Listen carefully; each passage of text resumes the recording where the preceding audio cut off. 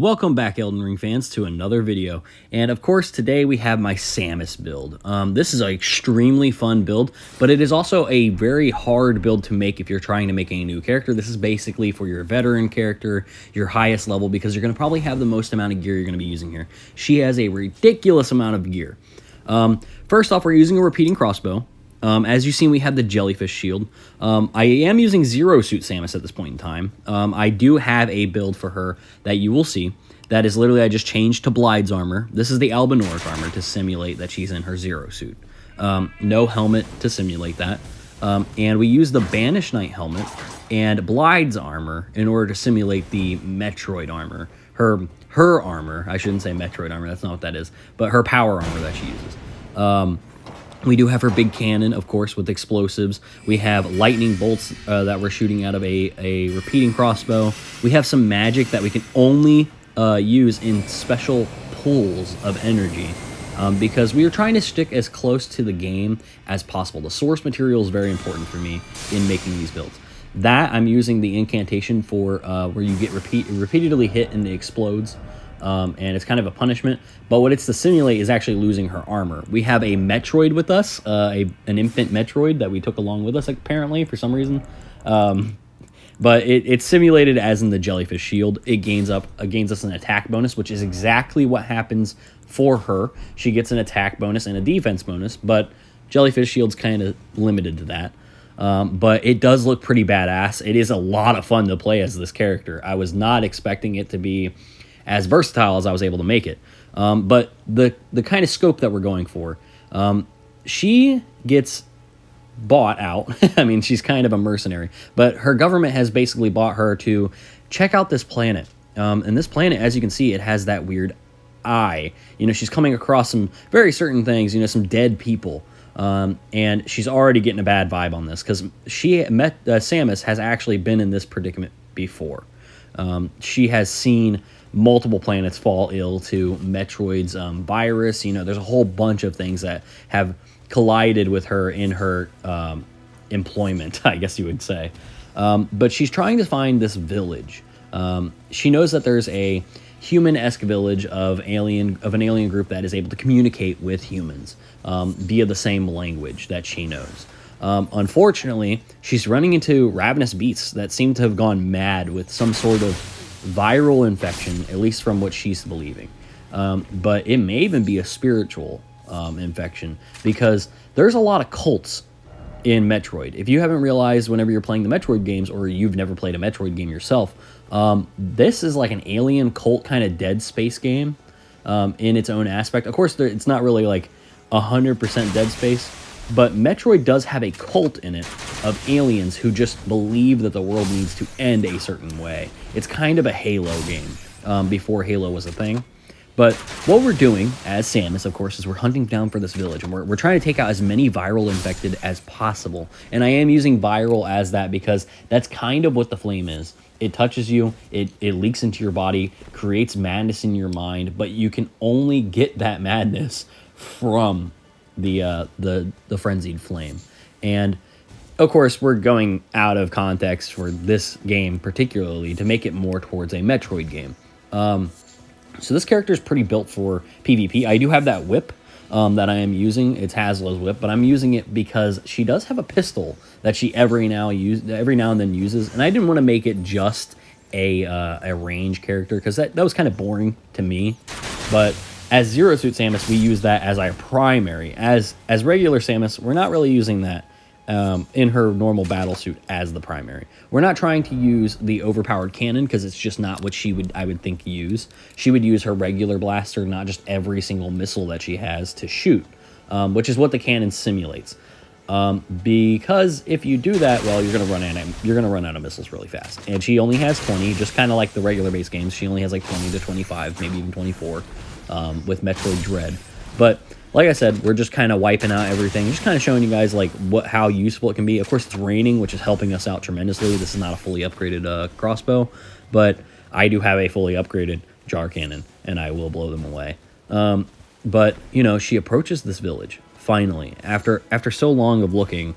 She's been running into these random groups of what seems to be insane people, and she's already greeted with a gruesome sight. She has to kind of like, approach very carefully. She's already ready for something bad to happen because she's been through something like this before.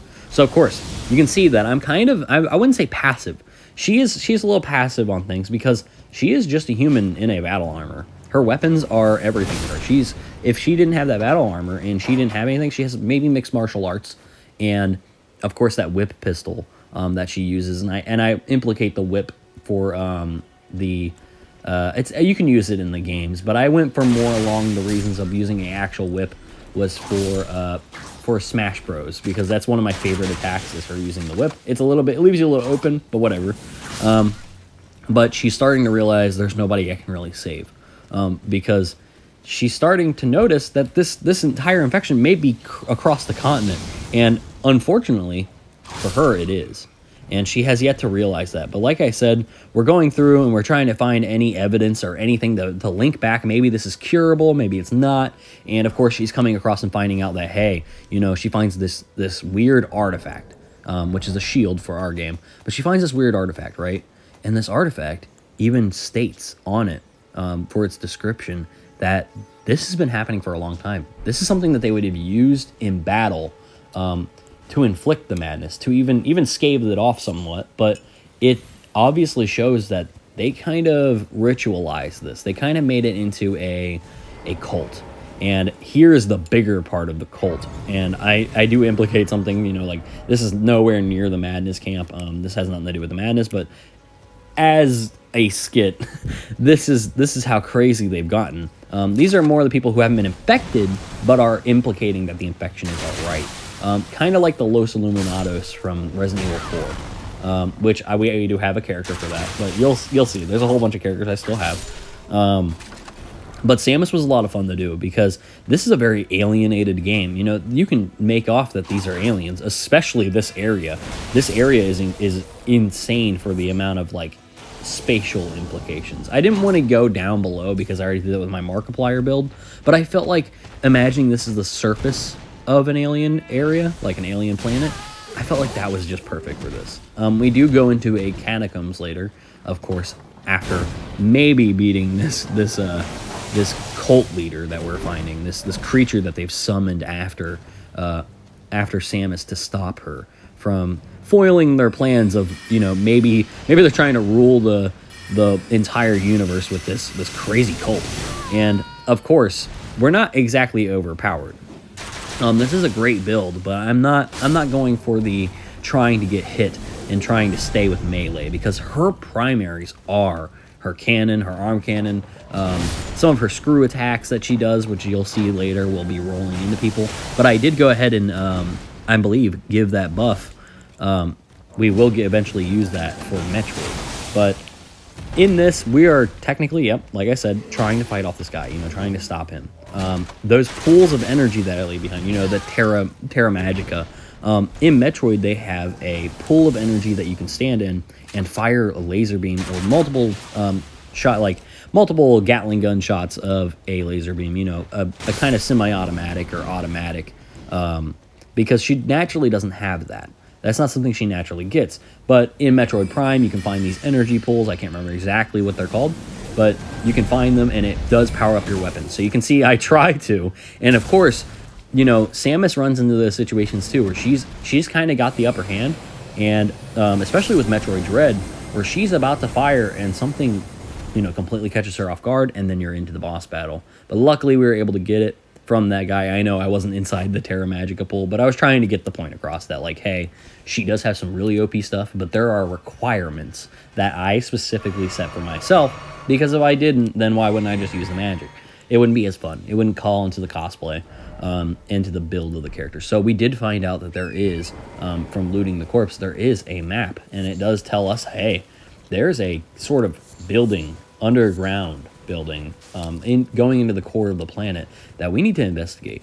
So of course she hops across an alien that she found along. I don't know how to explain torrent. I didn't think that far ahead, but I guess she hops onto some foreign aliens back that came with her, and of course she's trying to find out what's going on. And that map, of course, it says hostages. It says it says that there is a remaining group of these sort of aliens that haven't been infected, but they're being used as a ritual. So her goal right now is to save them, is to get them off the planet with her. And typically, this is very typical for the stories of Metroid. She typically has to, escape the planet before it explodes. But with this, she's kind of a veteran. She kind of knows what's going on. She's able to actually explorate and show that she has some battle tactic. Of course, she's going to run into some stuff she's not used to. Well, she should be used to, but she wasn't expecting. Statues coming to life of aliens, of these creatures that she's never seen before.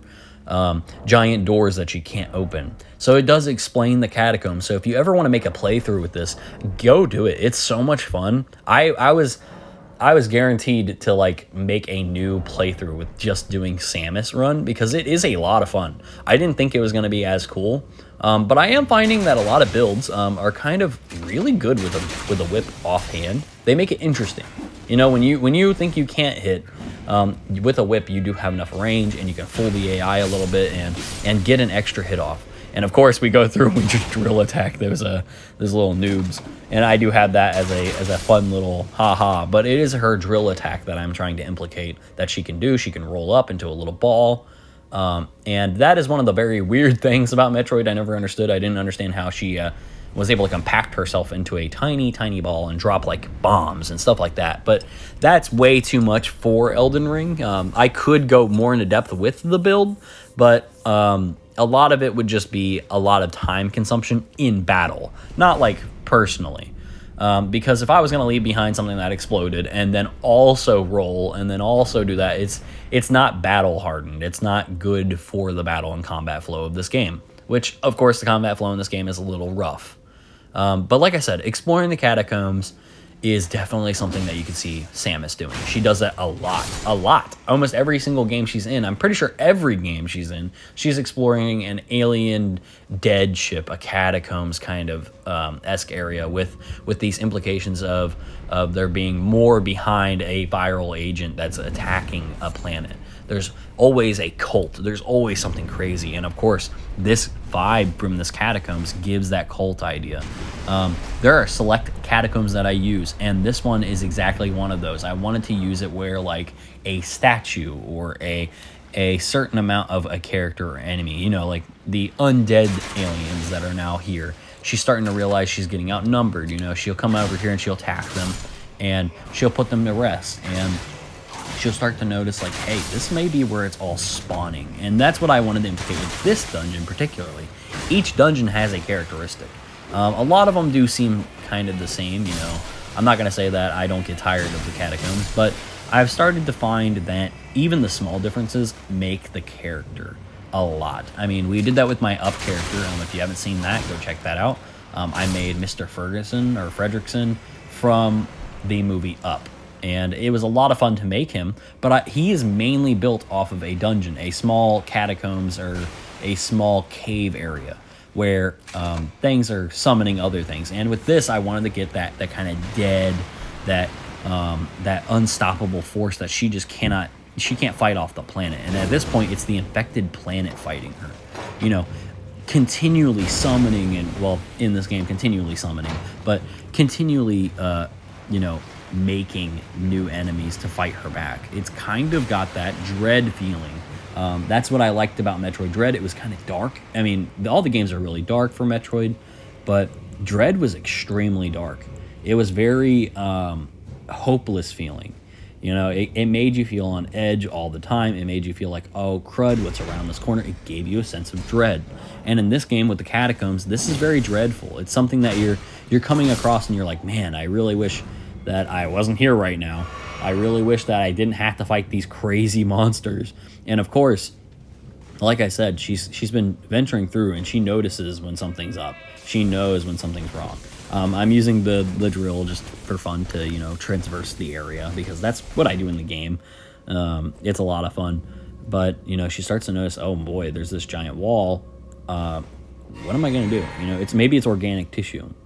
And of course, Samus has this tendency to just go ahead and touch things she shouldn't touch, and she goes ahead and gets sucked into this this organic tissue into the other side of the wall, where this gigantic alien statue is guarding and harboring these other organic life forms that she's trying to save, these other innocents that she can only escape with on the planet, because the planet's doomed at this point for this character, for Samus.